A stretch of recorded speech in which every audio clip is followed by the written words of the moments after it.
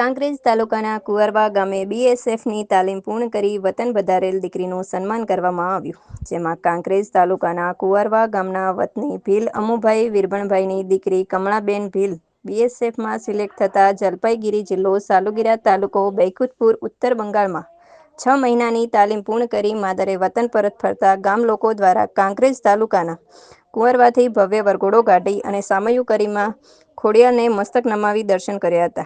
ત્યાં ઉપસ્થિત ગામના સરપંચ રાહુલભાઈ સુથાર, ભાજપ પૂર્વ ડેલિકેટ રમેશભાઈ ચૌધરી, ભાજપ પૂર્વ તાલુકા ડેલિકેટ બદાજી ભીલ, સુબાજી કુડેચા સહિત ગામ લોકો અને સગા સંબંધીઓ દ્વારા કમળાબેનને મોમેન્ટો આપી ફુલહાર પહેરાવી સન્માન કરી સમાજના આગેવાનોને હાજરી આપી દીકરીને બિરદાવી હતી.